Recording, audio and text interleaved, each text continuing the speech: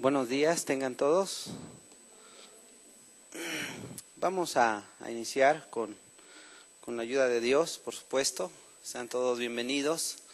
Vamos a cerrar nuestros ojos, por favor. Les pedimos a todos que por favor cerremos nuestros ojos y vamos a hacer esa oración que necesitamos siempre al acercarnos a Dios. Señor Jesús, nos acercamos a ti, Dios del cielo, de la tierra, del universo, de todas las cosas creadas.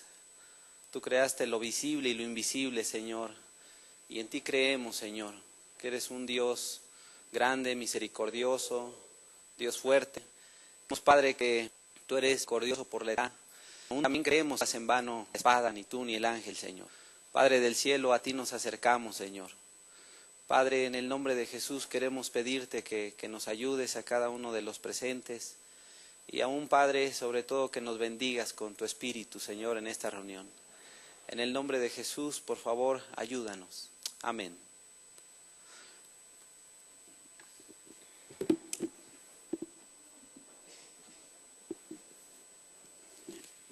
Pues el día de hoy vamos a hablar de un tema más que tiene que ver con las doctrinas básicas de la salvación. Y el día de hoy vamos a hablar de las características que tienen que ver con una persona que ha sido salva, pero tiene esas características bíblicas, sobre todo bíblicas, lo cual es importante, ya que pues aún nosotros sabemos cuando queremos, ingresar a algún trabajo, o quieres ingresar o ser contratado en algún trabajo, o quieres tú entrar a la universidad, primaria, secundaria, lo que sea, pues obviamente en esos lugares, sean dependencias de gobierno, sean instituciones privadas, escuelas, lo que sea, pues siempre va a haber reglamentos internos a través de los cuales pues se mencionan ciertos requisitos para así poder ingresar a X o Y lugar.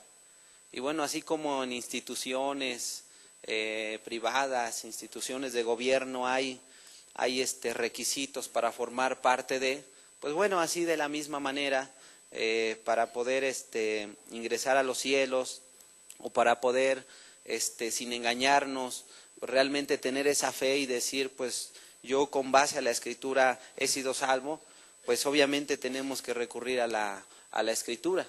Tenemos que recurrir a la Escritura y para que así no haya un engaño en ninguno de nosotros, ya que es importante pues que cada uno de nosotros analicemos nuestra vida con base a la Escritura, no con base a la calificación de una persona, sea líder, sea movimiento.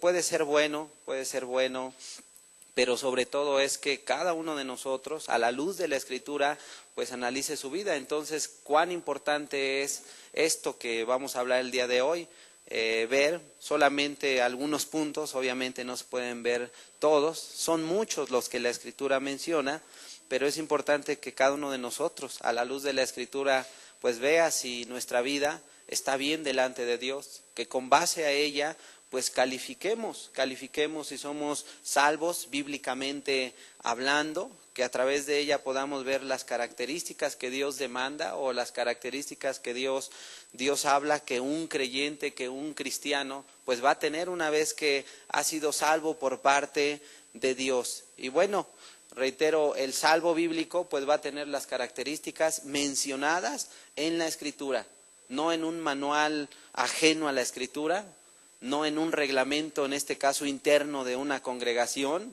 nada que ver, o sea, deben ser las reglas o las características que menciona la palabra de Dios. La palabra de Dios que tiene que ver obviamente con el reino de los cielos. Entonces, vamos a ver algunos versículos que tienen que ver obviamente con esto, porque pues la palabra de Dios en esta área es quien tiene la última palabra. Es quien tiene la autoridad para decir si uno de nosotros es realmente una persona salva bíblicamente hablando. El primer versículo que vamos a ver está en Primera de Juan, no en el Evangelio, sino en la carta, Primera de Juan, el capítulo 2, los versículos 3 al 6, dice la Escritura. Es importante esto, ya que en estos tiempos hay mucho engaño por parte de líderes, de movimientos, que hacen creer a las personas que por hacer ciertos ritos, donaciones de dinero, ya por eso son las personas, han recibido la salvación, pero no, pues es mentira. Vamos aquí a leer este versículo, dice la Escritura. Y en esto sabemos que nosotros le conocemos, si guardamos sus mandamientos. El que dice, yo le conozco, y no guarda sus mandamientos, el tal es mentiroso, y la verdad no está en él. Pero el que guarda su palabra, en este verdaderamente el amor de Dios se ha perfeccionado. Por esto sabemos que estamos con Él. El que dice que permanece en Él debe de andar como Él anduvo. Dice entonces esta parte de la Escritura que en esto sabremos si le conocemos, estamos o no en Él, si guardamos sus mandamientos. Y bueno, si lo ilustráramos, imagínate ahorita al gigante Goliat y por el otro lado al ejército de Israel. Y digo, solamente pongo en la ilustración al gigante Goliat, olvidándonos un tanto del ejército filisteo, porque Goliat fue suficiente pues para poder amedrentar así al ejército de Israel junto con su rey. Y bueno, cuando ellos conocieron a Goliat, su altura, su fuerza, cuando vieron que venía bien equipado con espada, cuando vieron que traía escudo, su armadura, o sea, cuando entendió el pueblo de Israel junto con su rey, que esta persona pues no era cualquiera, pues era un gigante, era básicamente un guerrero, y pues él estaba retando a los escuadrones, a cualquiera que viniera. Pero al conocer al gigante, al reconocer su fuerza, su poder, al reconocer cada uno de los atributos que esta persona gigante tenía, pues ¿qué es lo que causó en ellos? Un temor. Y si ellos venían decididos a enfrentar a los filisteos, pero cuando ellos miraron al gigante, pues todos ellos retrocedieron. ¿Y qué dijeron? No, o sea, yo no voy. Y seguramente entre ellos, pues ve tú, pues que vaya el rey, pues él es nuestro representante, quien nos debe de dar este ejemplo. Mas sin embargo, la Biblia nos enseña que ninguno quiso. Bueno, ¿por qué es que no quisieron? Porque reconocieron ellos quién estaba frente a cada uno de ellos. O sea, entonces, eso es conocer de alguna manera a la persona de manera externa, por así llamarlo. Porque conocerlo, pues hay que convivir, interactuar más con la persona.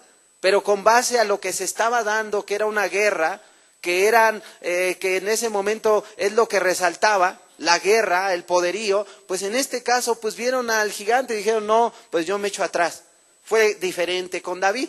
Entonces, de alguna manera cuando uno comienza a comprender quién es Dios, cuál es el proceder de Dios, ante X o Y situación, entonces la persona, cuando sabe que rebasar los límites establecidos por Dios, ello te va a llevar a una condenación eterna.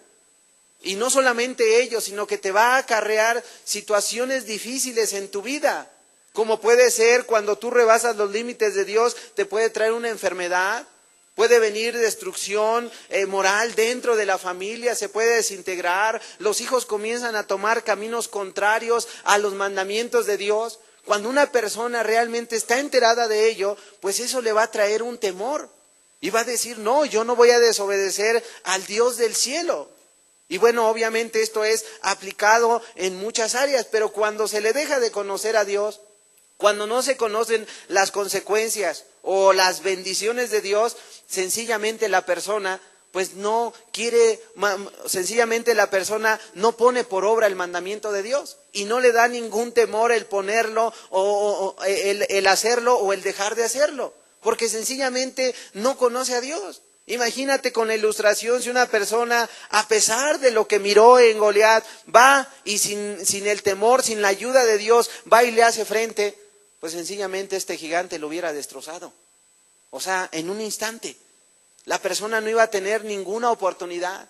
La diferencia que hubo entre el ejército y David fue una, que David iba de parte de Dios. David iba con Dios. David llevaba el respaldo y la ayuda de Dios y fue con ello que pudo vencer al gigante. Porque él, no creas que demeritó la fuerza, la altura. O sea, él entendía a quién le estaba haciendo frente y él fue. Pero su temor no era del hombre, sino su temor primeramente estaba en el cielo. Y él podía entender perfectamente lo que dice la Biblia: no temas a aquel que mata el cuerpo, más bien teme a aquel que después de haberte quitado la vida tiene el poder pues de echarte al infierno. O sea, su temor estaba en Dios. Su temor no estaba en el hombre, no estaba en lo que miraba, no estaba en la fuerza de este hombre, en la espada, no. El temor de David estaba en Dios, pero el temor del ejército sí estaba en la apariencia del gigante. Entonces, cuando una persona realmente conoce a Dios, pues ¿a qué le va a llevar? A guardar sus mandamientos. Pero si una persona no conoce a Dios, pues la persona, su fruto natural va a ser rebasar los límites. Su temor, o sea, su proceder natural va a ser no obedecer los mandamientos. Su proceder natural va a ser no amar a Dios, no amar al prójimo, no honrar al padre, a la madre. ¿Por qué? Porque no conoce a Dios.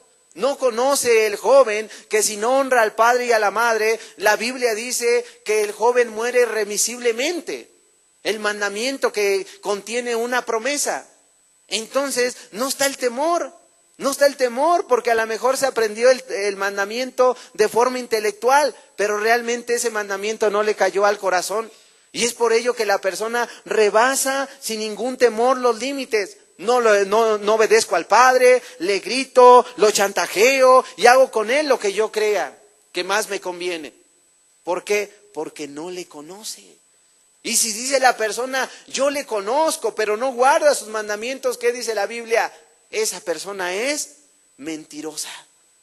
Esa persona es mentirosa, es falsa, es apócrifa.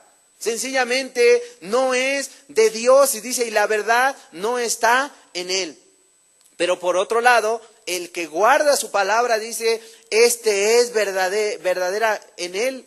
En este está verdaderamente el amor de Dios. Y el amor de Dios en él se ha perfeccionado. ¿Por qué? Porque sabemos, dice, que estamos en él. O sea, ahí está la ilustración. Vuelvo al ejército y vuelvo a David. Entonces David, en él estaba el temor. En él estaba el temor y el conocimiento de Dios. Y David sabía que con la ayuda y el temor de Dios le podía hacer frente al gigante, no con sus fuerzas, sino con la fe que él había depositado en el Dios del cielo. Porque el gigante, pues de manera natural, al mirar las circunstancias y al mirar al guerrero que habían mandado, que era un muchacho a lo mejor delgado, al cual menospreció, ¿qué dijo? Pues el hombre dijo, mira, te voy a acabar. Te voy a quitar la vida y te voy a tomar y voy a dar tu carne a las aves de los cielos. A lo mejor haciendo alusión a su gran estatura. Mas sin embargo, David le dijo, no, o sea, yo te voy a matar y voy a dar tu carne a las fieras del campo y no solamente ello, mira, también te voy a cortar la cabeza. Seguramente al gigante ello le pareció una burla. ¿Por qué? Porque ante qué persona estaba, o sea, lo estaba mirando, lo estaba conociendo exteriormente y dijo, flaco, no trae lanza, no trae espada, no trae escudo, viene desprotegido, es un chamaco, pues lo voy a aplastar. Pero él ignoraba que su temor estaba en Dios y que tenía una fuerte y gran confianza en el Dios del cielo. Y solamente llevaba la honda y unas piedrecillas que había ido a tomar a un lago, 5 fue las que tomaron, y con esa misma le quitó la vida al gigante, amado. ¿Por qué? Porque creía en él. Su amor, su obra se perfeccionó en la vida de David, porque amaba y obedecía y guardaba los mandamientos. Esa es una persona que tiene ciertas características que tienen que ver con la fe, que tienen que ver con el hecho de que conoce y teme más a Dios que al hombre mismo. Son características verdaderas que tiene un cristiano, aquel que le teme más a Dios que al hombre, aquel que le teme más a Dios que a las circunstancias. Porque hay personas que por X o Y situación que tiene que ver con el trabajo, que te hacen una invitación a mentir, pues la persona cede a la mentira poniendo primero su temor en el hombre antes que en Dios. Si tú no mientes, si tú no robas, si tú no participas con nosotros, sencillamente ya no eres parte y pierdes tu trabajo. Y la gente es orillada a mentir, a robar. Cuando el mandamiento dice no mentirás, no robarás, no matarás. ¿Qué vemos ahí? Que la persona realmente, aunque dice conocer y de forma intelectual ha aprendido los mandamientos, pero no los pone por obra, entonces esa persona no conoce a Dios. No conoce a Dios porque si lo conociera le vendría el temor y diría, no voy a cambiar el trabajo, no voy a cambiar cantidades de dinero por mi alma. Porque Dios me ha dado su redención, ha restaurado mi vida y yo no voy a cambiar por una mentira la eternidad. ¿Por qué? Porque el temor le va a parar, le va a frenar el mandamiento y va a decir, no, yo me puedo perder por la eternidad. ¿Y qué va a hacer de mi vida? Me voy a perder totalmente, voy a sufrir la condenación, voy a ser un mal ejemplo para mis hijos y ello me va a llevar a la eterna perdición, no solamente a mí, sino a toda mi casa. Mi casa va a venir a ser como aquella ruina final, cuando vinieron las lluvias, los ríos golpearon aquella casa y esa casa terminó en ruina. Porque así cuando yo mienta, mis hijos van a mentir. Porque cuando yo sea hipócrita, mis hijos van a ser hipócritas. Entonces, ¿es así como se va a aplicar? La persona no conoce a Dios. Aunque la persona diga, asisto a un lugar, estoy en un lugar, estoy entre un grupo, sencillamente eso no aplica. Porque delante de Dios, aunque el ejército representaba a Dios, pero no estaban con Dios. Se habían apartado de Dios, no tenían su confianza y su fe en Dios. Su temor no era para con Dios, su temor fue para con el hombre. Entonces esas son algunas características. Cuando una persona teme más a Dios, cuando una persona confía más en Dios, cuando una persona mira a Dios, son características de una persona que ha sido salva, que de alguna manera es un salvo bíblico. Pero el que no ha sido salvo y dice que le conoce y que es salvo, pero duda, retrocede, desconfía, no le cree a Dios, pues es una persona que sencillamente, aunque diga ser, pero no lo es. Diga ser, pero no le es así de sencillo. Pero el que guarda su palabra, pues en esa persona, pues sí está Dios. Por otro lado, vamos a ver Primera de Juan también.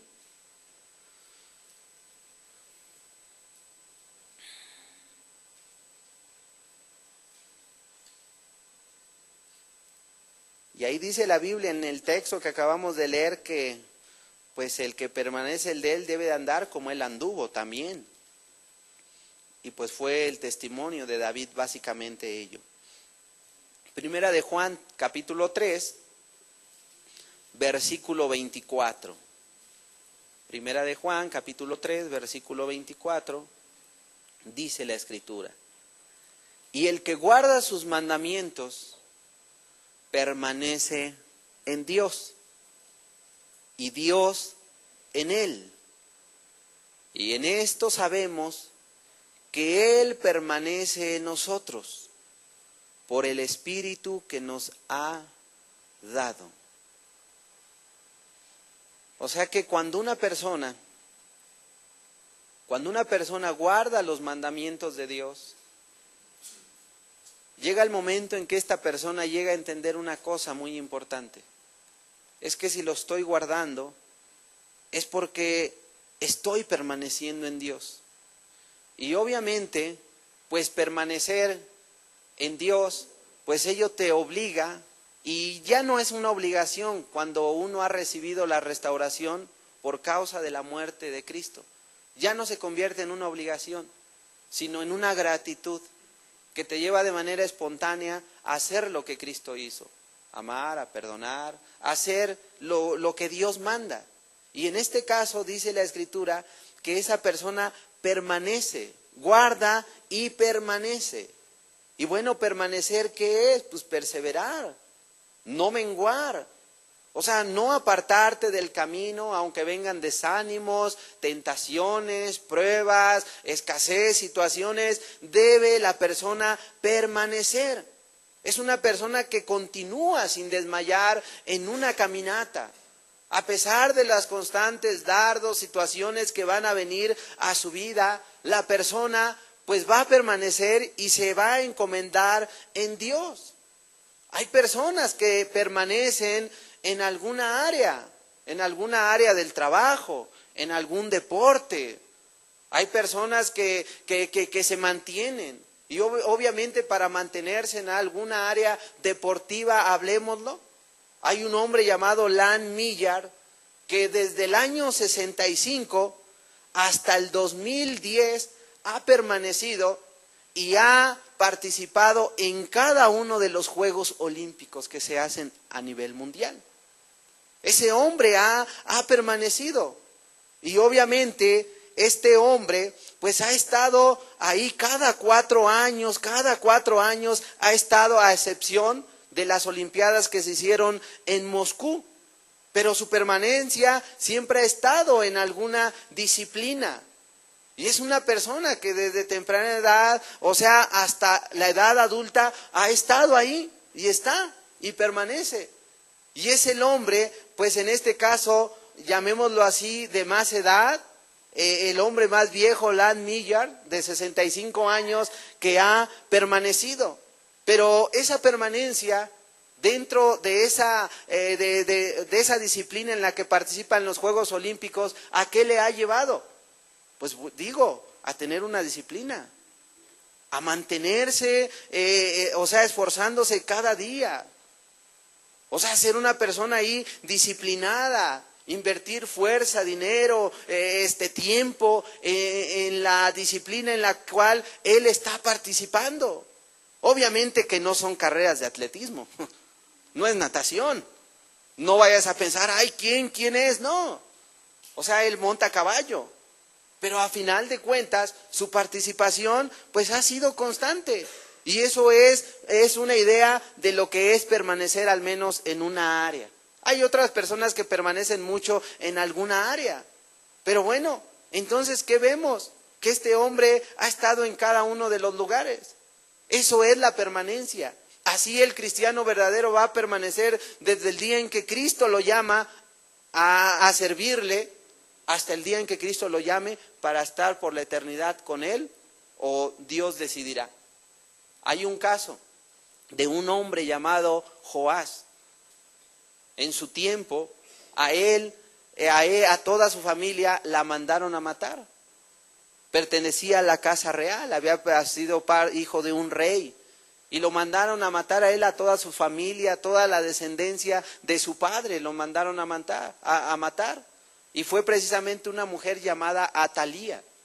Y en ese tiempo había un sacerdote llamado Joiada junto con su esposa. Y la esposa del sacerdote Joiada lo tomó para esconderlo en el templo.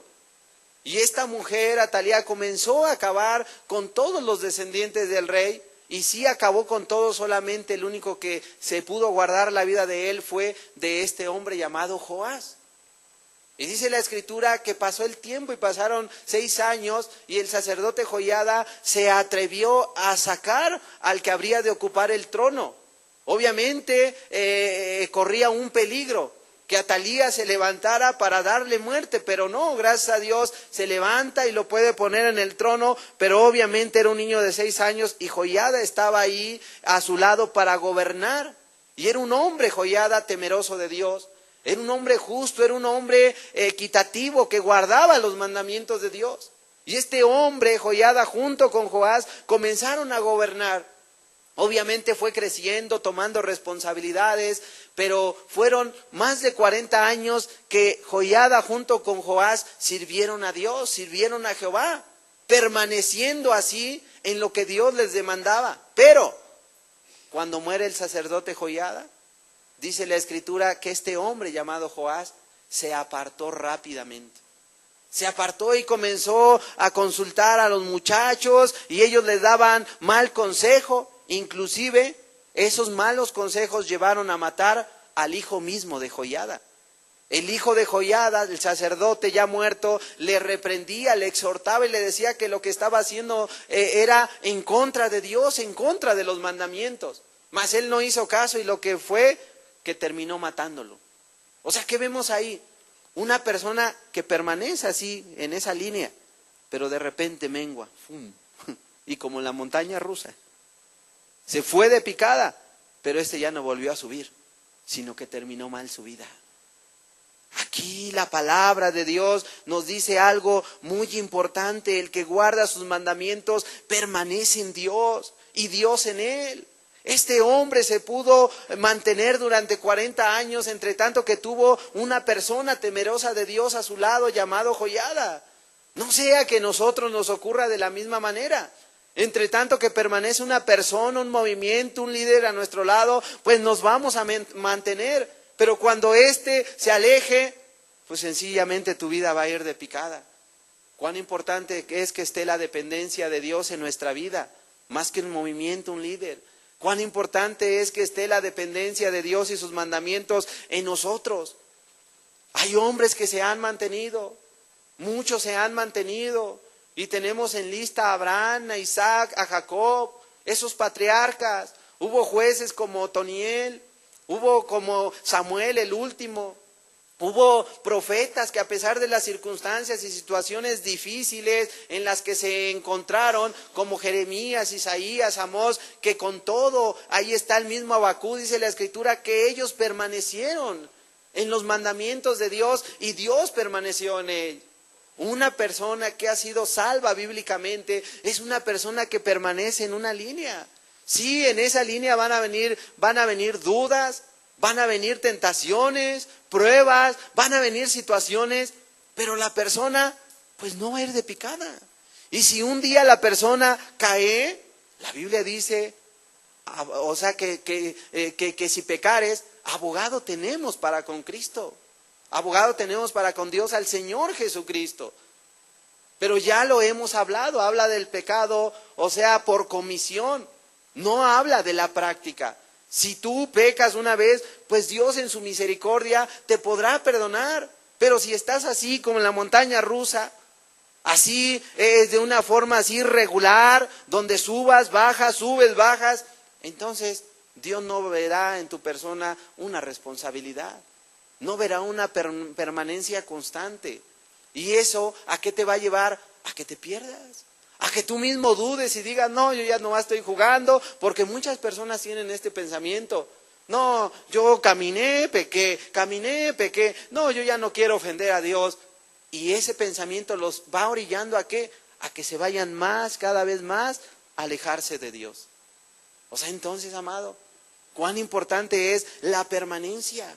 Aquí la Escritura nos dice esto, que el que guarda sus mandamientos permanece en Dios y Dios en él. Es una regla del que ha sido salvo bíblicamente hablando. Si tú eres esa persona que permaneces, Dios ha permanecido en ti. Pero la permanencia te lleva a guardar los mandamientos, a tener una disciplina, a ser constante, a guardar la fe. Como el apóstol Pablo permaneció durante toda su carrera, durante toda la batalla, permaneció guardando, dice él, la fe. Dice, por lo tanto me espera la corona de justicia. ¿Por qué?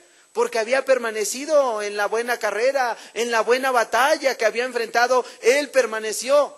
En la batalla no se acobardó.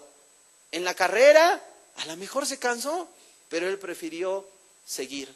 Y permanecía y andaba hasta que lo llamaron al apóstol Pablo.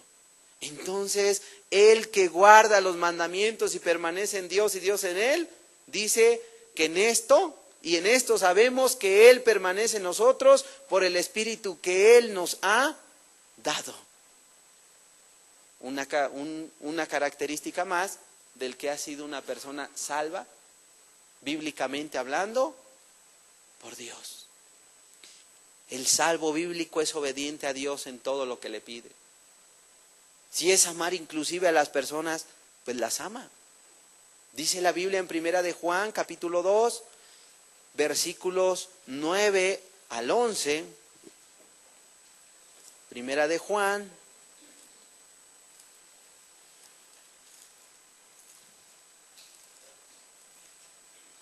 Cuán importante también es entender que aquí habla de la permanencia en los mandamientos, no en la permanencia en un grupo o congregación. Con esto no demerito el mandamiento de dejar de congregarse, pero aquí lo que señala y lo que encierra es la permanencia en Él, en sus mandamientos. Y sí, un mandamiento es congregarse. Dice la Escritura, Primera de Juan, capítulo 2, versículos 9 al 11, dice: el que ama a su hermano permanece en la luz, y en él no hay tropiezo. Pero el que aborrece a su hermano está en tinieblas y anda en tinieblas, y no sabe a dónde va, porque las tinieblas le han cegado los ojos. Básicamente el texto, como podemos leer y entender, habla de la luz, de las tinieblas, del amar o el aborrecer al hermano. Obviamente, aquí la figura que toma es la luz y las tinieblas. Imagínate tú, una persona pues ciega, que la ponen en un terreno desconocida para él. ¿Por qué? Porque los terrenos en los cuales él se mueve, caza las calles, hay personas que aprenden a moverse por sí solos. Y todo a través del oído, del tacto. O sea, comienzan a ejercitarse en esas áreas y lo hacen muy bien. Pero hay cosas definitivamente que un ciego, por más que se ha ejercitado en esas áreas del tacto, del oído, pues está inhabilitado en otras áreas. Y definitivamente no las va a poder hacer. Y aquí dice, pues nos da esa idea. O sea, en la ausencia de luz, pues puede venir tropiezo, torpeza, ignorancia. Será una persona que no podrá evaluar ciertas cosas en ciertas condiciones. ¿Por qué? Porque no tiene habilitado ese sentido de la vista. Y ese sentido de la vista le va a llevar a ser más torpe en dichas áreas. O sea, imagínate una persona que quiera realizar, que está inhabilitado de la vista y quiera realizar una operación de los ojos mismos. Es que yo no tengo la vista y tengo mucho amor y quiero que las personas reciban la vista, por lo tanto, pues yo voy a hacer una operación de los ojos. Espérate, ¿no? Imagínate cuando Cristo habló al fariseo y le decía fariseo hipócrita. O sea que quería sacar ahí la astilla del ojo de su hermano, pero él tenía una viga atravesada. Y una viga atravesada, cuando la tienes aquí cerca, te imposibilita, te inhabilita definitivamente la vista y no puedes mirar nada. Las vigas pues son de madera, son anchas. Hoy hay vigas que también son de otro material, pero al fin te inhabilitan y no puedes mirar nada. Bueno, en este caso una persona, imagínate que vaya y que quiera hacer una operación de un ojo, de cualquier miembro del cuerpo, pues ¿en qué va a acabar ello? Pues va a acabar en un desastre. Va a acabar en un desastre definitivamente. ¿Por qué? Porque no está la persona habilitada para llevar ese tipo de operaciones adelante. Hay operaciones muy minuciosas, donde debe haber la participación no de uno ni de dos, sino de muchas personas especializadas, cada una en cierta área. Y en este caso una persona que no está habilitada a su vista, pues va a terminar definitivamente, pues, haciendo de una manera torpe la operación. Ahora yo sé que hay personas que no tienen habilitada la vista, que son muy capaces, pero no es la mayoría. No es la mayoría, hay excepciones, pero no es una regla. O sea, definitivamente, entonces aquí, ¿qué es lo que está diciendo Dios? El que dice que está en luz, pero aborrece a su hermano, dice que está en tinieblas. Está en tinieblas. Y una persona que está en tinieblas, que está inhabilitado para no mirar a lo mejor los intereses del otro, pues sencillamente va a ser ajeno, insensible, duro. O sea, va a ser una persona que tome en cuenta sus intereses y no el de la otra persona. Entonces, ¿cómo va a ser el actuar de una persona que anda en tinieblas? Pues definitivamente, amado, imagínate, pues como no va a ver a su hermano, anda en tinieblas, está inhabilitado, a lo mejor pues lanza un golpe, ¿y qué es lo que va a ocurrir? Pues como no vio a su hermano y anda en tinieblas, pues lo va a lastimar en algún miembro, en la mejilla, no sé, en alguna parte de su cuerpo. ¿Por qué? Porque está inhabilitado. Bueno, así es una persona que anda en las tinieblas. Ahora si lo llevamos a aplicar al terreno pues de la lengua, de la vista, una persona que anda en tinieblas pues sencillamente no va a mirar a quién afecta su comentario. ¿Cuántas personas que caen en el chisme? ¿Cuántas personas que caen en la murmuración? ¿Cuántas personas son muy su lengua la tienen muy suelta? Y hay personas que inclusive llegan a decir, no, es que a mí me gusta ser muy claro, soy muy abierto en decir las cosas, por eso soy así. Y hay personas que son supuestamente cristianas y dicen, yo soy muy claro, muy abierto, y a mí me gusta decir las cosas como son. Sí, pero también hay una cosa que se llama prudencia. O sea, que la debes aplicar, y si te gusta decir las cosas claras, busca el momento, el lugar adecuado para poder hablar con la persona. Porque hay personas que hablan y comienzan a herir el sentimiento, el corazón de las personas. Hay personas que hablan en presencia de otros y los exhiben. Bueno, ¿por qué son así las personas? Porque están en tinieblas. No evalúan la situación, que pueden lastimar, ofender, herir el corazón de una persona.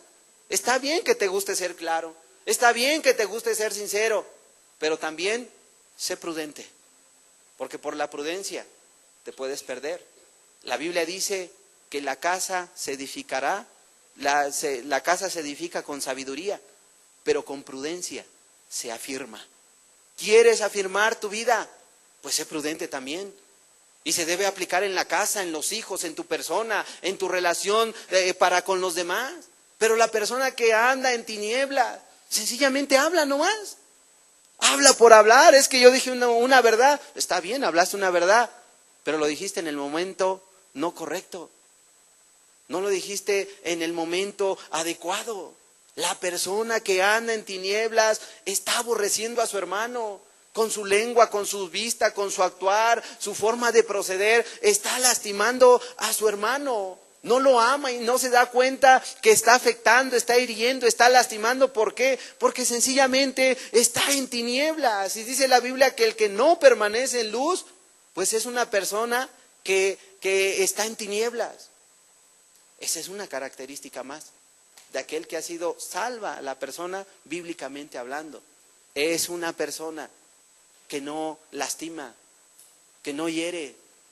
O sea, es una persona que sencillamente no anda afectando a su hermano, a su prójimo, a los que están a su alrededor. Pero cuando la persona mira, entiende, dice, no, aquí no le voy a decir nada. ¿Por qué? Porque puedo lastimarlo, puedo exhibirlo. No le voy a decir nada, voy a esperar el momento adecuado, lo voy a llamar aparte, a solas. ¿Para qué? Para no lastimarlo. Pero cuando no te importa, es porque la persona anda en tinieblas. Y dice la Escritura, pero el que aborrece a su hermano está en tinieblas y anda en tinieblas y no sabe a dónde va, porque las tinieblas le han cegado los ojos. Amado, lleva a una persona inhabilitada de la vista a una ciudad que no conoce, a un terreno desconocido, sencillamente, aunque tenga muy ejercitada su vista, su oído, la verdad es que pues va a tener que pasar un largo tiempo para poder de alguna manera moverse en aquel terreno, pero entre tanto necesitará ayuda. Una persona que está en tinieblas es porque no está en Cristo. Una persona que está en tinieblas bíblicamente no ha sido salvo. Una persona que está en tinieblas, está cegada, es una persona que necesita la ayuda de Dios. Necesita que Cristo le alumbre. Necesita que Cristo venga, así como aquel ciego que estaba en tinieblas, y no fue uno, sino que son varios los casos que los evangelios nos narran. Y uno de ellos era aquel Bartimeo que gritaba a Jesús, hijo de David. ¿A qué se dedicaba el hombre? ¿Era doctor? ¿Era herrero o algo por el estilo? Amado, no vuelvo a mencionar, no demeritamos. a las personas pueden ser muy capaces, aunque estén inhabilitados de los ojos, pero la persona andaba mendigando, andaba pidiendo, ¿quién le pudiera ayudar? ¿Quién le pudiera hacer misericordia? Pero cuando escuchó al Señor, que pasaba el Señor Jesucristo, el hombre imploró. Es la oportunidad para que la luz me venga. Es la oportunidad para apartarme del andar mendigando. Es mi oportunidad para poder alcanzar a Dios. Es mi oportunidad de recibir la vista. Y el hombre comenzó a buscarlo gritando: Jesús, hijo de David. O sea, ¿qué vemos en él? Una urgencia por recibir la salvación, pero también la luz. Una urgencia por recibir la vista. Seguramente la persona, aunque se sabía mover, pues ya estaba cansado de tropezar. Estaba cansado de depender de otros. Estaba cansado de andar dando tumbos. Estaba cansado de andarse lastimando él mismo por la torpeza. Estaba ya cansado. Una persona que no ha sido salva bíblica así vive, cometiendo errores, torpezas, pecados, se lastima, lastima a otros, los hiere. O sea, no estás cansado. Si tú no eres una persona salva bíblicamente hablando, no estás cansado de tomar malas decisiones. No estás cansado de que te vaya mal en la vida a ti y a tus hijos. No estás cansado de ver los errores que se han cometido. Amado, pues si no estás cansado vas a seguir en las tinieblas. Pero una persona que ya no quiere vivir en esa condición se va a levantar como Bartimeo y va a ir a Dios y le va a decir: Jesús, hijo de David, ten misericordia de mí. Ya no quiero tropezar, ya no quiero caer, me he lastimado mucho, he lastimado a los míos, te he ofendido a ti, he ofendido a mi esposa, a mis hijos, he hecho mucho mal. ¿Por qué? Porque vivo en las tinieblas. No miro, Señor. O sea, no estoy mirando, pero sí escucho, sí siento que me he lastimado. La persona que bíblicamente ha sido salva, entonces, es esa persona que vive en la luz. ¿Estás viviendo en la luz? Es porque Dios te ha alumbrado. Y cuando Dios viene y te alumbra, te muestra cómo has ofendido primeramente a Dios. Cómo has aborrecido a tu esposo, a tu esposa, a tus hijos. Cuando vienes a la luz, Dios te muestra que has andado en caminos del mundo, en caminos torcidos.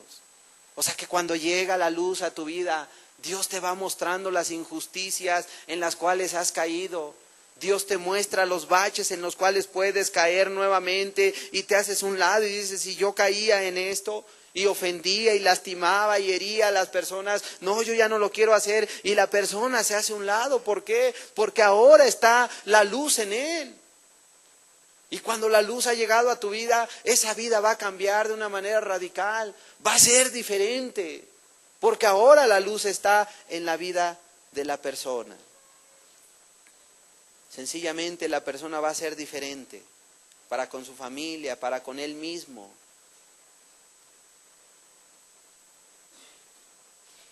Es un amor, es la luz que llegará a través del amor descrito en Corintios 13. Será un amor sin fingimiento. Romanos 12, versículo 9, nos habla de una característica más acerca de la persona que ha sido salva de parte de Dios, bíblicamente hablando. Dice Romanos 2, versículo 9. Dice la Escritura: el amor sea sin fingimiento, aborreced lo malo, seguid lo bueno. O sea, el amor que hay en ti, si verdaderamente es amor, como el que menciona Corintios 13, que tu amor es sufrido, benigno, que no es jactancioso, un amor que no busca lo suyo, que no hace nada indebido. Si tu amor es ese, el de Corintios 13, entonces va a ser sin fingimiento.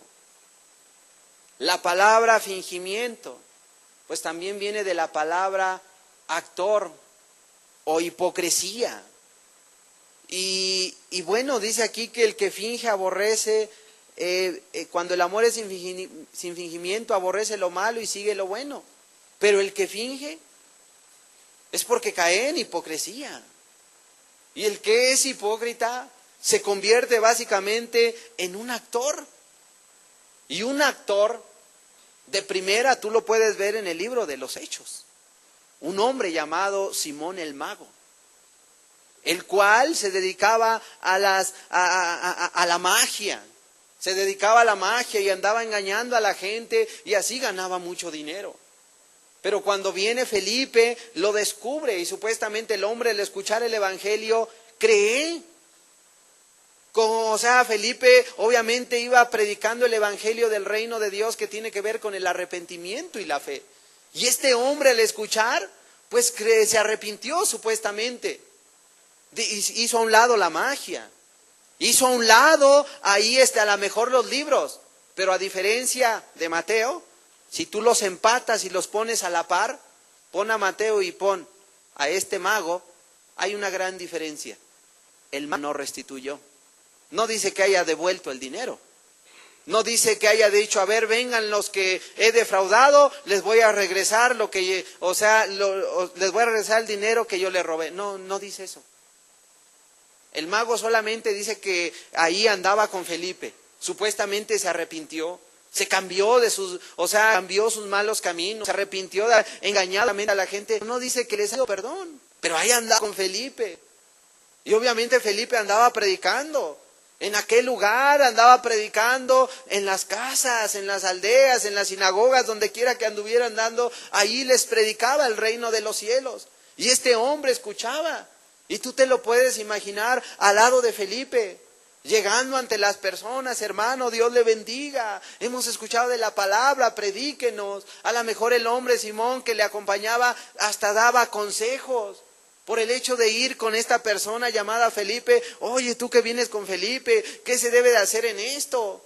¿Qué debo hacer? Mira, pues yo también me dedicaba a la magia, ¿qué hago? No, pues tú mira, deja tus libros, mira, tú ya vuélvete a Dios, pero nunca le hablaba de la restitución entonces. Y así ahí andaba con Felipe. Y cuando era a lo mejor momentos de alabar a Dios, pues levantaba la voz. Cuando era momento de leer a lo mejor un texto, pues del Antiguo Testamento, a lo mejor lo leía, a lo mejor se aprendió los mandamientos, pero solamente era una actuación, era un fingimiento, porque cuando vino el momento de la prueba, sacó el colmillo, sacó a relucir lo que verdaderamente era. Era una oveja, era un lobo vestido de oveja. Que cuando miró la forma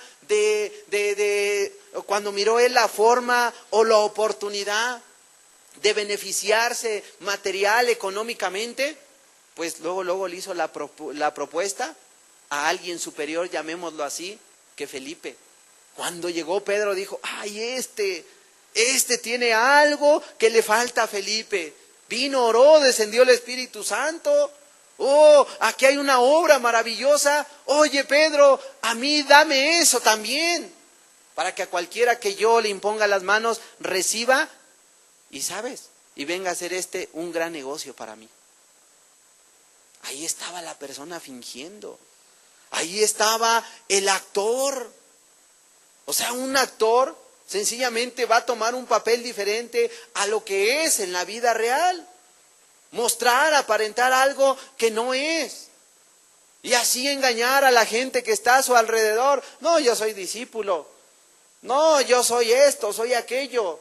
Y va a andar fingiendo, va a andar actuando acerca de lo que no es. Entonces, ¿qué dice el versículo? Que el amor debe ser sin actuación, sin fingimiento. ¿Por qué? Porque el verdadero amor, ¿qué hace? Aborrece lo malo. Aborrece el actuar, aborrece el fingir, aborrece el mentir, aborrece el ser hipócrita. O sea, el amor verdadero aborrece andar actuando. No tolera que una persona actúe y que diga hacer algo que no es, aborrece lo malo y más bien anda por la senda de lo bueno. Anda por la senda de la rectitud, la senda de la justicia. Entonces va a ser una persona que no va a salir de la congregación y se va a poner el disfraz diferente al que se pone cuando llega a la congregación. En la congregación el disfraz del santo, del justo, del recto, del adorador. Pero sale de este lugar, se lo quita y se transforma. Y solamente fue un fingimiento cuando estuvo acá. Fingió ser algo, pero no lo era. El amor verdadero te va a apartar de lo malo. Entonces una persona que ha sido rescatada por Dios, bíblicamente hablando, va a aborrecer esa forma de vida. Y va a ser una sola pieza. Y así como actúa aquí, va a actuar en su trabajo, en la calle, con el familiar, con el vecino. Si va a otra ciudad, va a seguir siendo el mismo.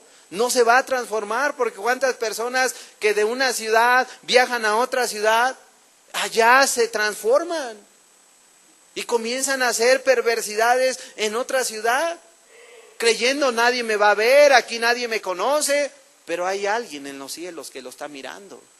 Y está mirando que solamente cuando llega a su hogar está fingiendo ser algo. Hoy vivimos en un mundo lleno de actores. Hoy vivimos en un mundo lleno de fingimientos. Mucha gente cree ser algo porque asiste a un lugar como estos, a lo mejor arquitectónicamente mucho más bonito, en una religión. Están ahí y fingen ser algo. Pero salen de sus lugares después de haber escuchado la palabra de Dios y se vuelven totalmente al mundo. Y ya no se ponen un disfraz, más bien son lo que deben de ser realmente allá afuera. La gente no tiene el temor de Dios. La persona que bíblicamente ha sido salva entonces será lo que es en la congregación, porque la congregación es el lugar más fácil para decirnos y hacer lo que a Dios le agrada. Pero esa persona que verdaderamente ha sido rescatada, restaurada por Dios en su casa, en su trabajo, en las calles, en otra ciudad, cuando Dios lo llame a cuenta, va a ser la misma persona. Señor, tú sabes que desde que me llamaste, yo he sido una sola pieza. Te he amado, te he obedecido. Y en la calle, así como Enoc, Señor, cuando tú veniste por Enoc, dice la Biblia, que lo arrebató porque fue hallado caminando con Dios. No fue una persona que fue hallada golpeando y pateando a su hermano, murmurando de su hermano, robándole a su hermano, mintiéndole a su hermano. O sea, no fue una persona que se le encontró así a Enoc. A Enoc se le encontró caminando con Dios. Sencillamente iba con Dios. Ahí para todos lados, al hogar, al trabajo, si se congregaba, si iba a otra ciudad. O sea, Enoc en todo momento caminó con Dios. El amor, dice entonces, que el que ama, dice la Escritura, el amor es sin fingimiento, porque ya Dios vino a cambiar su vida. El verdadero amor del que ha sido salvo será un amor sincero, puro, transparente, real delante de Dios. Y esa persona que ha sido salva nunca hará algo contrario a su prójimo.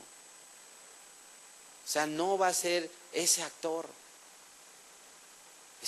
que es uno en la congregación y sale y en su casa encerrado en su cuarto es otro. Va a ser el mismo en todos lados, en lo secreto, por la noche, en la oscuridad.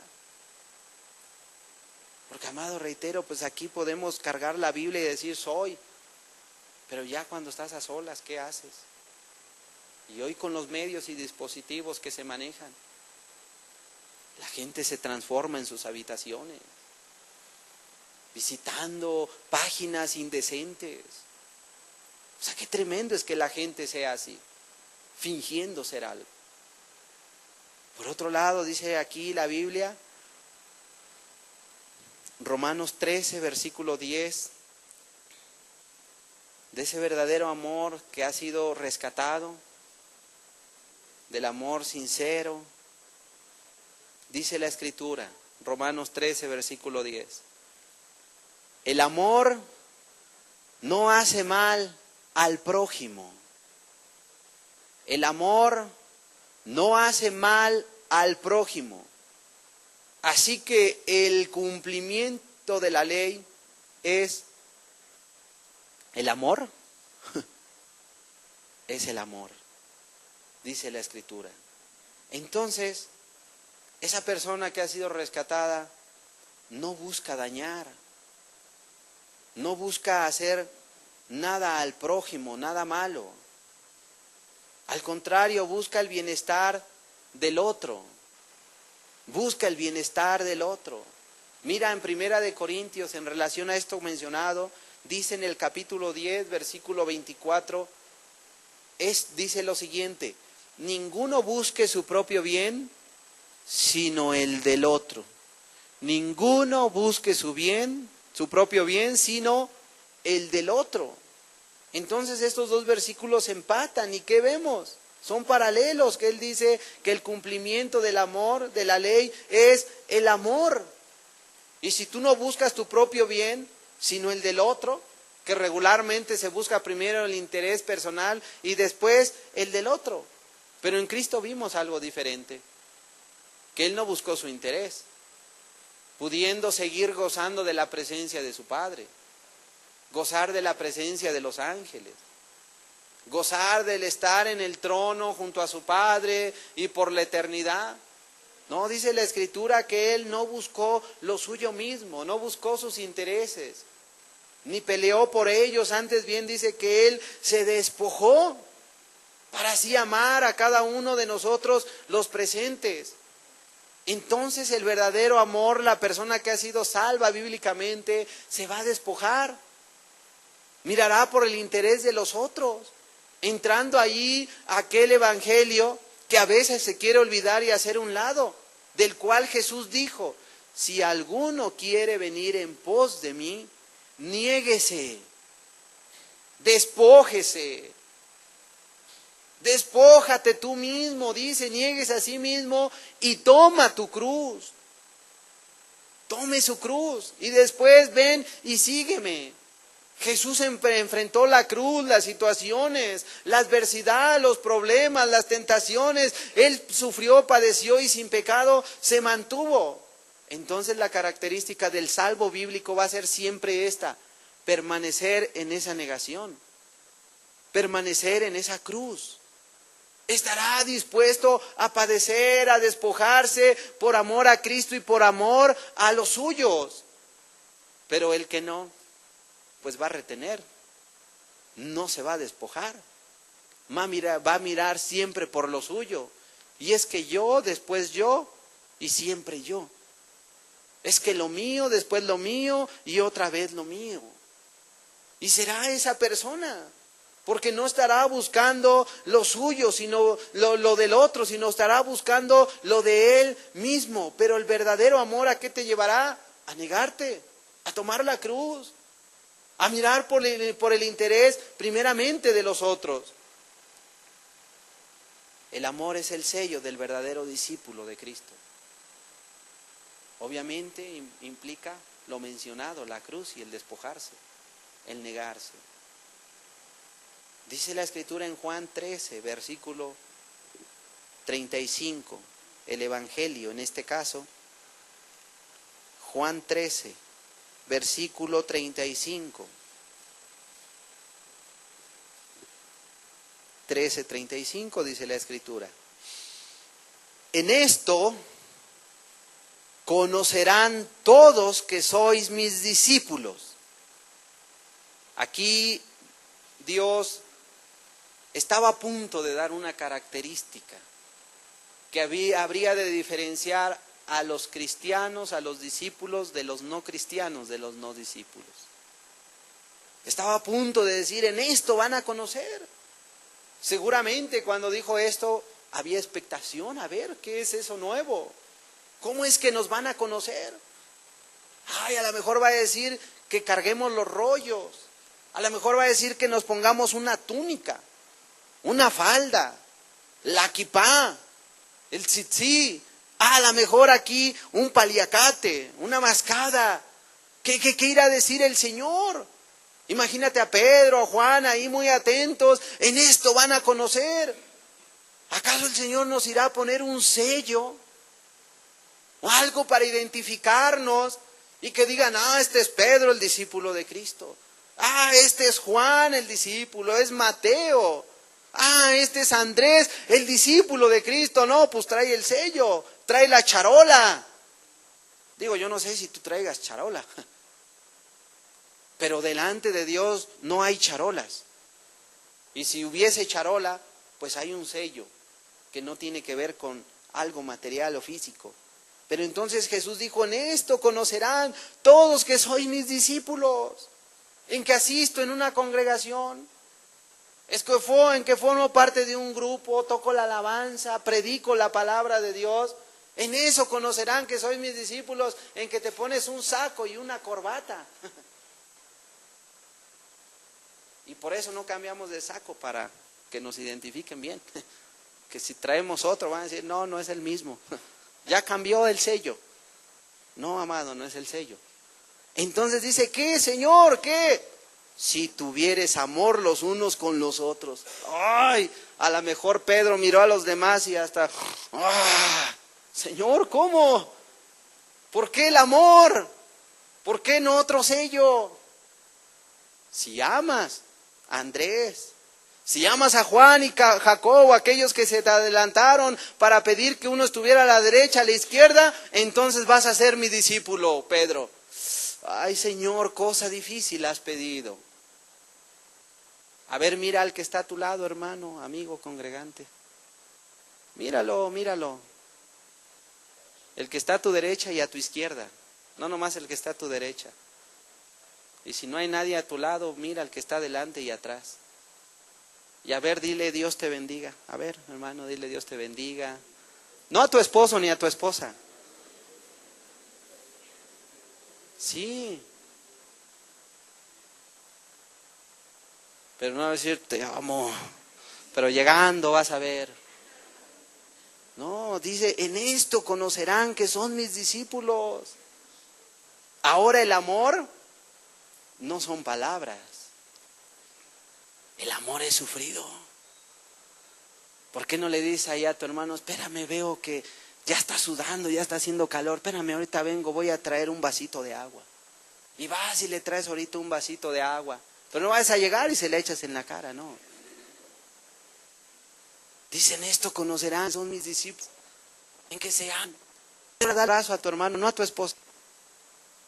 Dale un abrazo al que está a tu lado. Un abrazo, dile Dios te bendiga. Hermano, te amo. Ahora es importante entender, una cosa es que tú ames y otra cosa es que los otros se dejen amar. Porque hay quienes ni se dejan amar. ¿Por qué no se dejan amar? Porque a lo mejor ni el amor está en él. Es algo cursi, ridículo. No va a decir, no mamá, ya no hay que venir porque ya hasta nos están haciendo darnos abrazos. No, dice, en esto conocerán que son mis discípulos. No hay una barrera, no hay una libertad para poder decir, te abrazo. Pero si existe la barrera, ay, acuérdate que me las debes. Ahorita te abrazo porque esa fuerza. En esto conocerán que son mis discípulos, en que se aman los unos a los otros. Y en esto conocerán todos que sois mis discípulos, si tuviereis amor los unos con los otros, dice la Escritura. Amar, no está esa barrera. Te mintió, te robó, te defraudó, el otro día dijo un chisme, el otro día te exhibió, una vez te la hizo, pero sabes, tú tienes la libertad para amarlo. Hace unos días unos vecinos fueron a hacer una travesura ahí a la casa. ¡Ey, chamacos! Y salieron corriendo. Y al poco rato me los encontré. Digo, ya discutimos, ahora es tiempo de abrazarnos. Se me quedan viendo así. Primero nos gritas y luego ya nos abrazas. Pero bueno, ya nos conocen que somos así. Entonces, ese es el amor. Esa es la persona que ha sido salva bíblicamente hablando. Veamos otro versículo más. Hay muchos versículos que ahorita les voy a dar, no los vamos a leer. Vamos a ver este. Primera de Juan, capítulo 2, versículos 15 al 17. Primera de Juan, capítulo 2, versículos 15 al 17, dice: no améis al mundo ni las cosas que están en el mundo. Si alguno ama al mundo, el amor del Padre no está en él. Porque todo lo que hay en el mundo, los deseos de la carne, comienza a especificar Dios, porque puede decir, todo lo que hay en el mundo, entonces ¿por qué me obligaron a dar un abrazo? Los deseos de la carne, los deseos de los ojos y la vanagloria de la vida no provienen del Padre, sino del mundo. Y el mundo pasa y sus deseos, pero el que hace la voluntad de Dios permanece para siempre. Dios dice, no améis al mundo ni las cosas de este mundo. Y habla de los deseos de la carne, los deseos de los ojos, la vanagloria de la vida, y dice que estas cosas no provienen del Padre. Y bueno, estas cosas que vienen del mundo, que no edifican en mucho, porque no podemos así descalificarlas todas, porque hay cosas que son neutras, sin carácter, que pueden servir para bien o para mal, que lamentablemente la humanidad la está utilizando para mal, es diferente, pero por sí solas, pues ni buenas ni malas, o sea, no te hacen ningún daño. Pero entre ellas está, pues, el internet. O sea, como tal está haciendo mucho daño. Es una ventana infernal. Es una ventana terrible. Así como allá en la parte norte de Israel, la parte más norte, allá se encuentra lo que es el monte Hermón y el monte Líbano. Y esos dos montes ahí están. Y el monte Hermón, o sea, llega el momento en que tiene hielo, en muchos días, semanas y meses del año llega a tener hielo, pero cuando sale el sol comienza a derretirse y de ahí viene un río que comienza a regar a todo Israel y de ahí se benefician muchas personas, un monte verde hermoso, un monte así bello, es decir, un paisaje extraordinario, que cualquiera que pasara por ahí o visitara diría, a ver, sácame una foto para tener este bello paisaje en mi colección. Pero por el otro lado, pues también está el otro monte, allá del Líbano, y también pues era así un monte, y es precisamente ahí donde Cristo dio su enseñanza, cuando dijo que el Hades no prevalecería contra su iglesia, porque por otro lado estaba el monte así grande, rocoso, lleno de cuevas, y en ese monte había una cueva así muy grande, que le llaman la boca, no sé si le llamaban o le llaman la boca del infierno. Pero en ese monte, por un lado el monte Hermón que da bendición y para regar las tierras, etcétera, por el otro lado el monte, o sea, así seco, árido, lleno de cuevas, donde ponen ídolos. Le van a dar culto a Baal. Anteriormente los sidonios y otros llevaban y ahí entregaban a sus hijos pequeños y se los daban ahí a los dioses, a Baal Gad y a otro Baal Shermón, algo así, y dice la Biblia que ahí entregaban a los niños y los sacrificaban. ¿Para qué? Para que hubiera agua, hubiera lluvia. En ese mismo monte subían una pareja, la gente y una pareja comenzaba a tener relaciones sexuales ahí, ahí a vista de todos. O sea que vemos un contraste así muy grande, O sea, y ahí estaba esa boca del infierno entonces, donde de alguna manera muchos no se atrevieron nunca a entrar. ¿Por qué? Porque como que así decían, eso devora.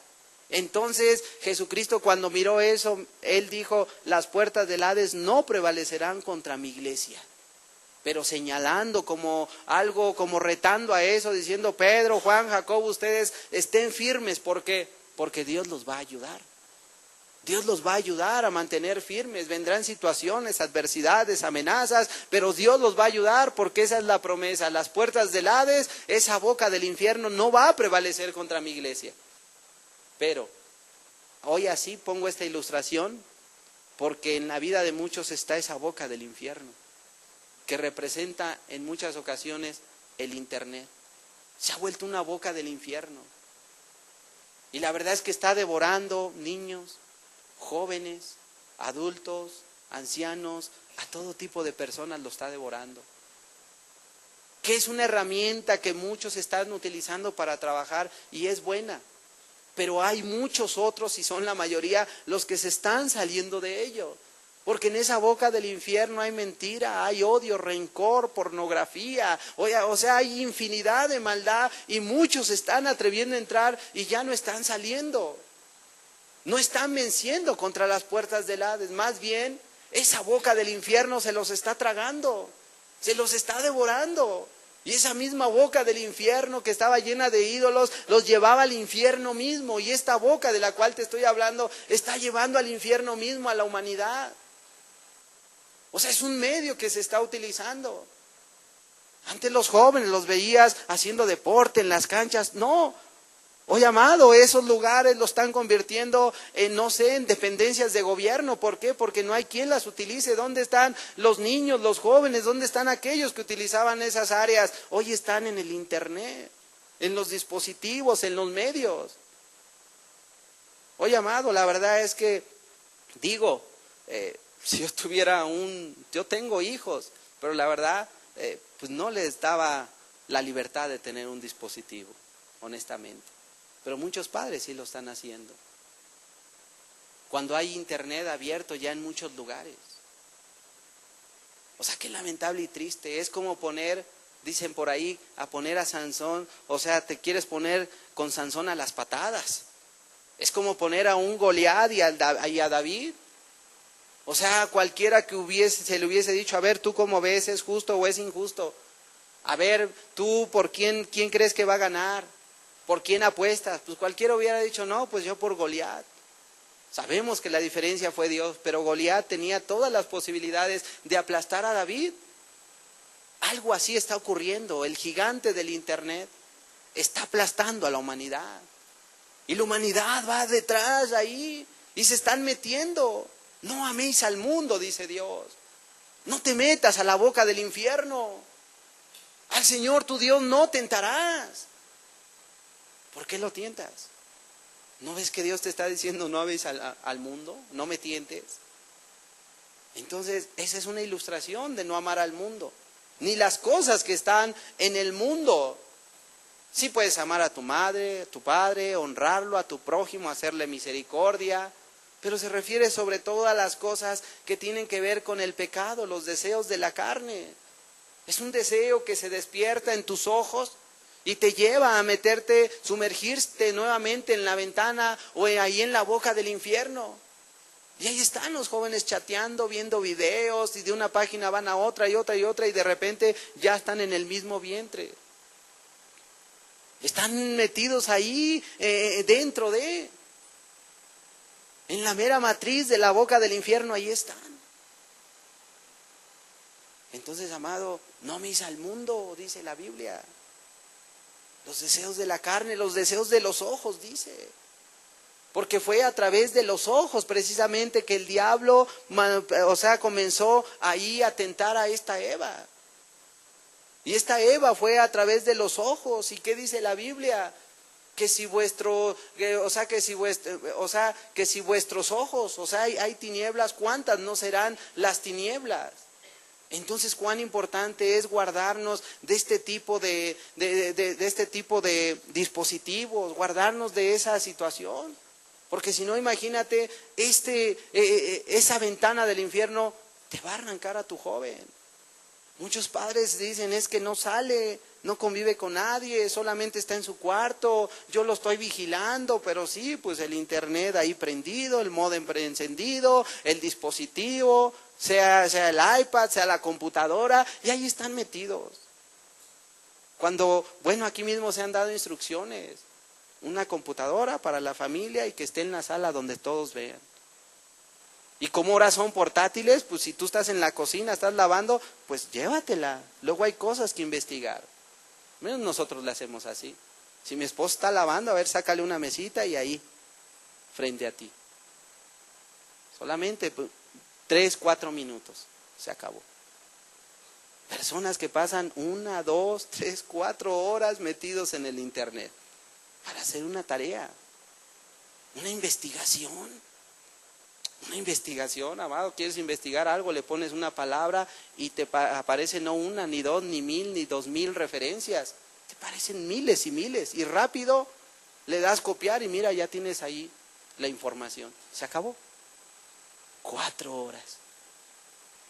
Amado, la Biblia dice que no se ame los deseos de los ojos, la vanagloria de la vida. Dice que no proviene del Padre. Yo no voy a satanizar ese medio, pero sí te digo que es muy peligroso, diabólico. Y el diablo está utilizándolo para arrebatar las almas. Las está arrebatando. No proviene del Padre, dice, sino del mundo. Y lo crítico, pues si proviene del mundo y estás en el mundo, dice que el mundo pasa y sus deseos. O sea, un día eso va a pasar. Serás llamado a cuentas y tendremos que ser desechados si caemos en este tipo de pecados. Guárdate, apártate. Está el internet, la televisión, revistas mundanas, videos, música. Y me referí sobre todo al internet porque mira, dentro de este encuentras lo que es televisión, en línea, fotografías, videos, música, modas. O sea, todo eso lo encuentras ahí. O sea que no necesitas ya la televisión, ir a la revista, ahí al kiosco comprar una revista, como antes la gente lo hacía, se lo guardaba y no había ningún problema. No, ahora ahí mismo en la habitación tienen todo ello, acceso, o sea, sin ninguna restricción. Ahí por ahí ponen restricciones en ciertos canales, pero si tú te haces responsable de la información o lo que vas a ver, sencillamente tienes el acceso.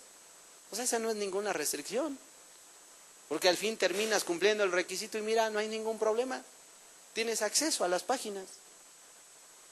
Y vaya que hay páginas ya muy agresivas. Es que tenemos un filtro en la casa y mira, ¿cuál filtro? No nos hagamos. O sea, sencillamente no hay restricciones. Supuestamente hoy están ahí de alguna manera el gobierno preocupado, reglamentando las páginas, etcétera, pero no. Mejor es guardarse. Entonces, por último, leemos 1 de Juan 2, versículo 29.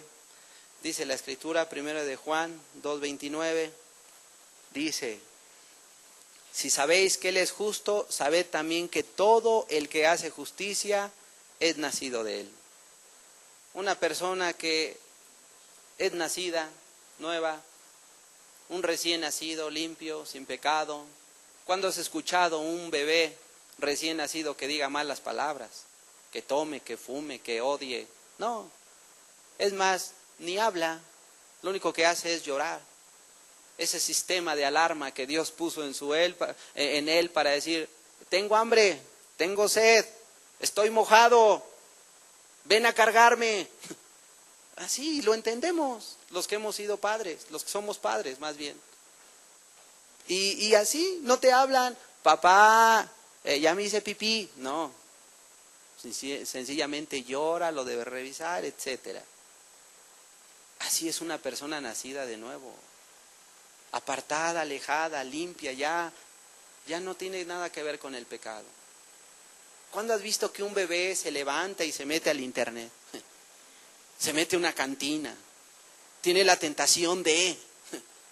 ¿Cuándo has visto? Estuvimos habituados como personas, ¿seguiremos siendo tentados? Sí, somos tentados. Pero no, ya no le des más rienda suelta al pecado.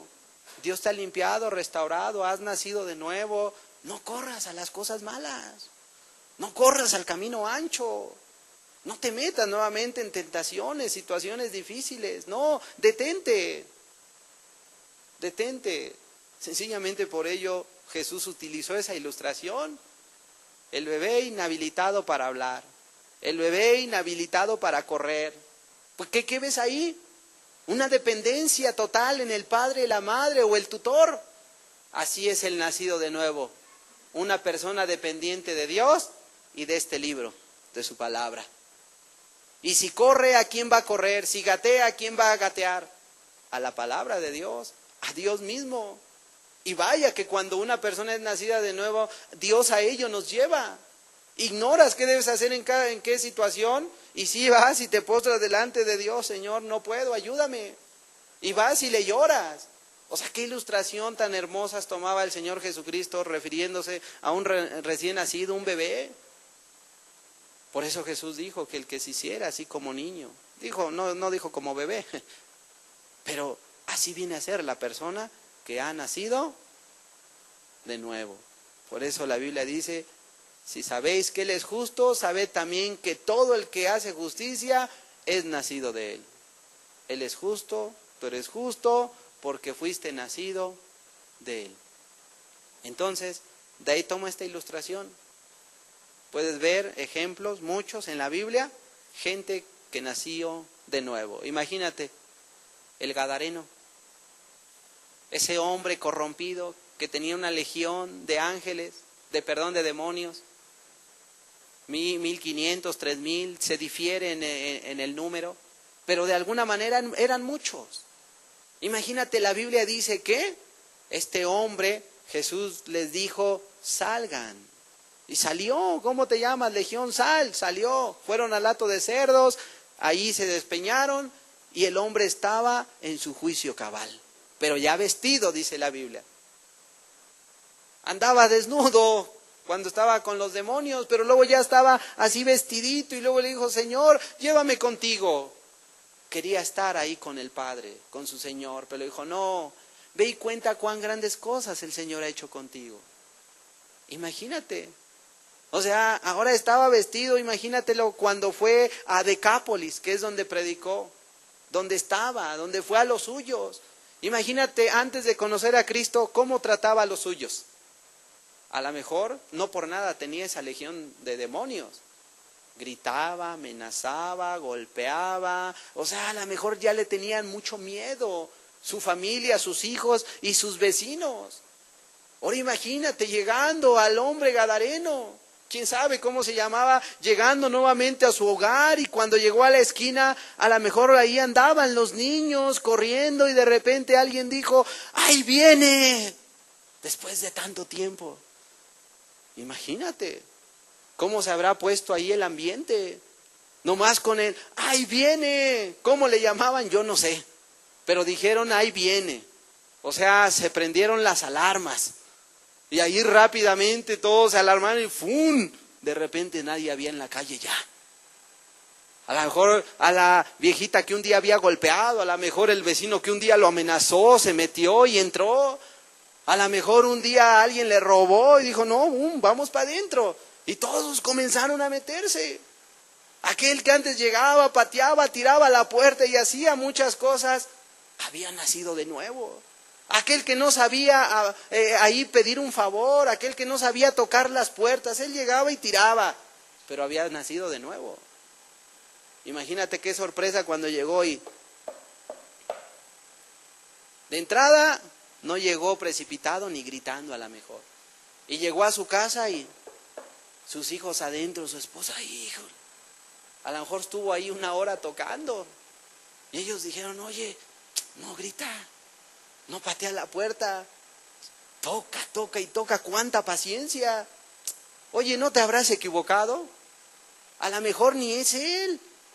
No, ese ahorita ya nos estuviera aquí oprimiendo, nos estuviera aquí lastimando. Pero a lo mejor por ahí los hijos decían, no, yo estoy seguro, sí es él. Es él, mamá, no le abras. A lo mejor ya estaban haciendo un plan, cómo escapar. Pero después de a lo mejor de 1 hora, 2 horas que tanto insistió, ahí con mucho temor y miedo la mujer, abrió. Y a correr todos. A lo mejor hasta tenían palos para defenderse, o yo no sé. Pero a lo mejor llega el hombre, entra, y lo primero que hace es abrazar, llorar y pedirle perdón a su esposa. ¿Cómo se habrá quedado aquellos niños? ¿Qué está pasando? No era un actor. Era un hombre que había nacido de nuevo, que no fingía, diferente. Era un hombre que ahora le habían caído las tinieblas y tenía la luz. Y vio a sus hijos ahí a lo mejor lastimados, flacos, mal alimentados, sucios. A lo mejor ese fue el ejemplo que había dejado, y entonces el hombre comenzó a amarlos, a lavarlos, a limpiarlos, a instruirlos, y todo el mundo estaba sorprendido. ¿Por qué? Porque eso habla de una persona que ha nacido de nuevo, que tiene las características bíblicas de las cuales habla la Biblia. No, amado, no llegó predicando la doctrina, arrepiéntete, pecadora, mírame a mí, vengo vestido, y tú estás aquí toda sucia, los niños andrajosos, ¿qué te pasa? ¿Te vas a ir al infierno? Yo no sé si así lo hiciste. Si lo hiciste, tienes otro motivo para pedir perdón, otro elemento. No, debiste llegar a promover, porque dice la Biblia, el reino de los cielos se ha acercado. Cuando este hombre se convirtió en Gadara, ese reino se transportó a Decápolis. Y ya cuando llegó Jesús a Decápolis, mira, el corazón de muchos ya había sido afectado. Y por eso comenzó a haber conversiones y milagros. Porque ahí hubo un hombre que nació de nuevo y fue transformado él, seguramente su esposa, sus hijos, y comenzó a afectar a muchos. Amado, afectemos a los nuestros, nuestra vida que cambie. Más que andar buscando así, ay, es que me falta esta característica y esta. No, mira, eso se da de forma natural. Bíblicamente tú has sido salvo. No lo que te diga el hombre, ni los cambios momentáneos que haces en el momento que escuchas la palabra, no. ¿Has sido tú salvo bíblicamente hablando? Tú lo sabes. Cerremos nuestros ojos.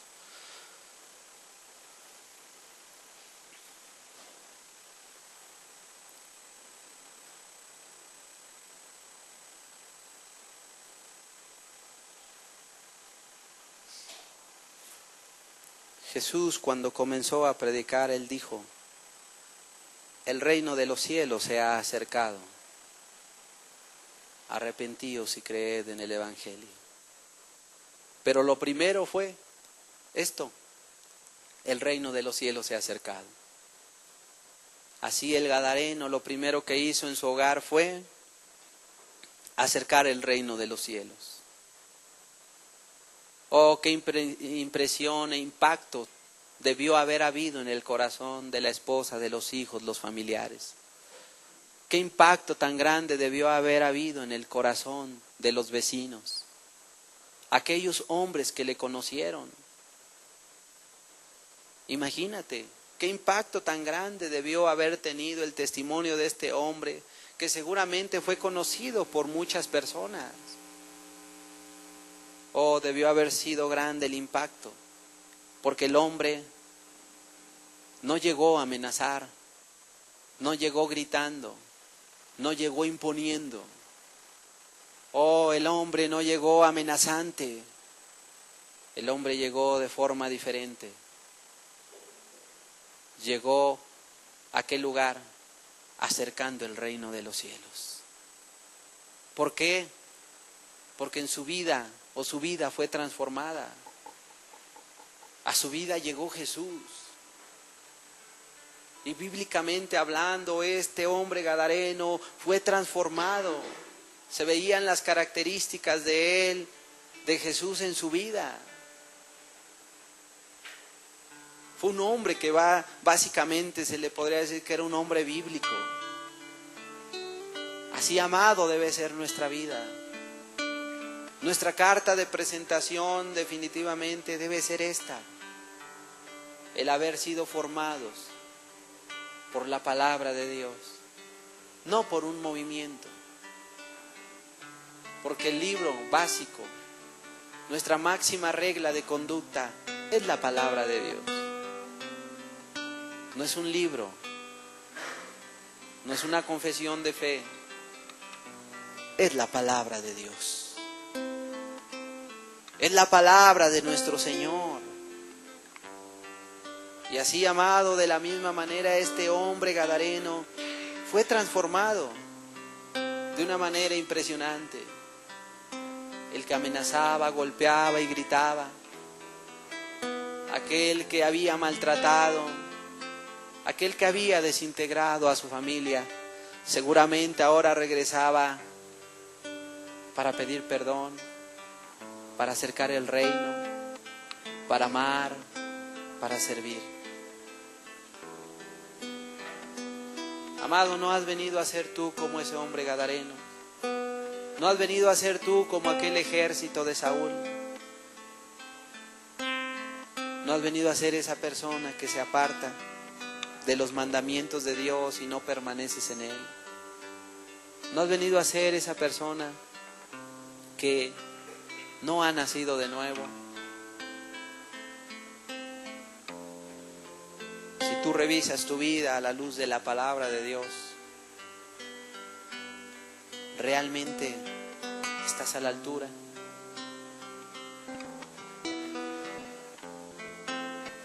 Jesús sí nos demanda un estándar. Aún dijo Él que si vuestra justicia no fuere como la de los escribas y fariseos, no heredaríamos el reino de los cielos.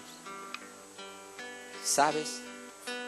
Aquellos que se dedicaban a judaizar, cuando vino la conversión por causa de Cristo en la vida de muchos, y fueron con los griegos, y fueron con los corintios, y fueron con personas, los querían obligar a judaizar. Pero si ellos se circuncidaban, estaban obligados a guardar la ley, como se los dijo el apóstol Pablo. Y sabes, eran 613 leyes a las cuales ellos se debían de someter. Ritos, costumbres, mandamientos, ahí estaban integrados.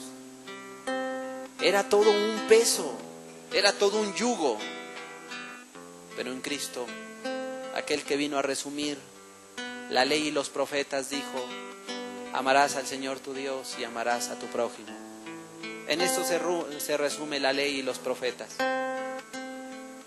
Se olvidó de los 613 demandas de los fariseos y vino a resumir lo que Dios espera de nosotros. Lo que hizo el gadareno, lo que hizo David y lo que Dios quiere que tú hagas en tu vida. Él quiere meter su mano, salvarte a ti, restaurar tu vida. ¿Y sabes qué va a ser lo más impresionante? Que cuando tú entregues tu vida y esta sea restaurada por Dios, oh amado, cuando tú leas la Escritura, sencillamente verás los aciertos, porque Dios ya lo ha hecho en tu vida. Y no fue necesario que alguien te lo enseñara, no fue necesaria ni siquiera una predicación. Dirás: es que esto lo hago de manera natural. Amo, sirvo, perdono. Es que de manera natural oro, leo la Biblia, tengo fe. ¿Por qué? Porque Dios lo ha hecho en tu vida. Si el gadareno recibió mandamiento, ve y cuenta cuán grandes cosas has hecho. Y el cristiano, aunque no recibiera este mandamiento, muchos de nosotros, aunque lo ignorábamos, cuando recibimos la restauración, eso que recibimos de gracia lo llevamos. Y queríamos que todos conocieran a Cristo. Y se iba y se predicaba a la familia, al tío, al primo, al hermano, al vecino. Y ahí se predicaba. ¿Por qué? Porque queríamos que conocieran a Cristo. O se quiere. Es un deseo y nadie te dice predícales. Es el mismo Espíritu que te lleva a hacer todas las cosas, las obras de justicia. Amado, tú podrías hoy mirar tu vida a la luz de la Escritura y quizás hasta descalificarte.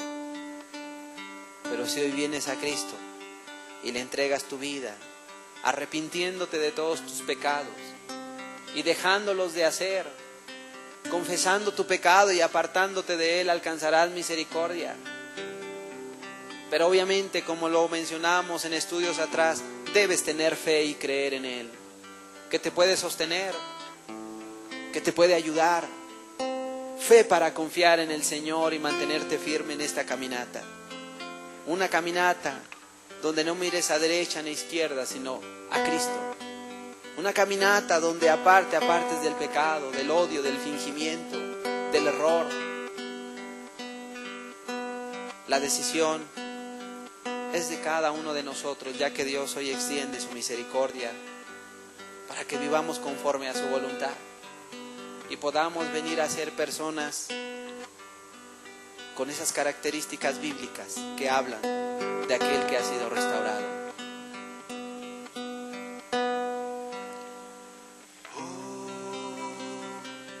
Si tú supieras, amigo, cuánto te ama el Señor Jesús.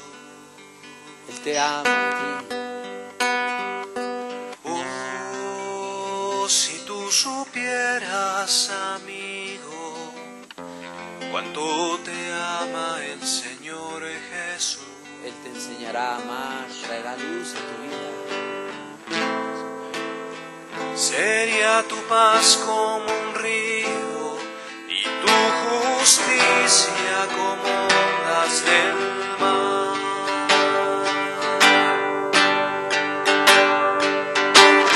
Sería tu paz como un río y tu justicia como ondas del mar.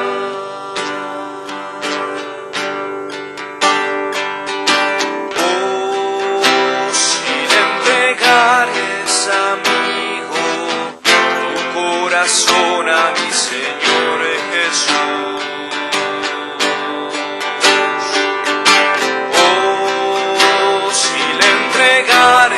Amigo, tu corazón a mi Señor Jesús, para que seas feliz y vivas por la eternidad,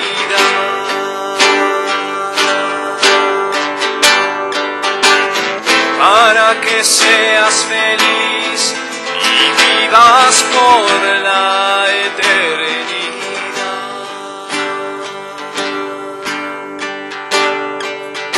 Oh, si tú supieras, amigo, cuánto te ama el Señor Jesús. Oh, si tú supieras, amigo, cuánto te ama el Señor Jesús. Sería tu paz como un río y tu justicia como ondas del mar. Sería tu paz como un río y tu justicia como ondas del mar.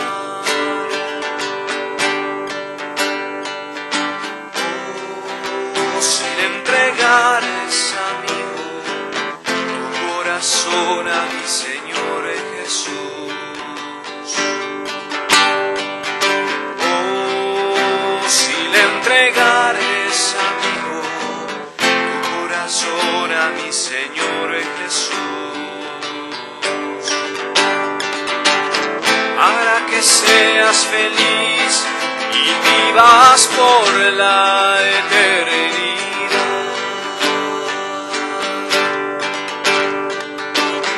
Para que seas feliz y vivas por la eternidad.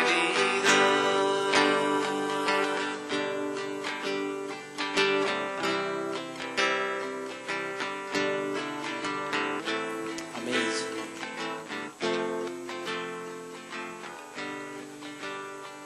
Padre del cielo, hay ciertas características que tú pondrás en la vida de cada uno, de aquel que se convierta a ti.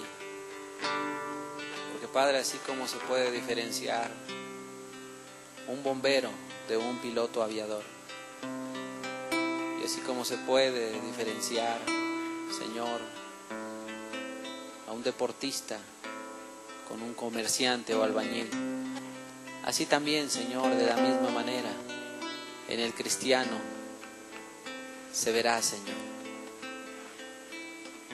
Padre, que el día que tú a cada uno de nosotros, los presentes, nos llames, que podamos de alguna manera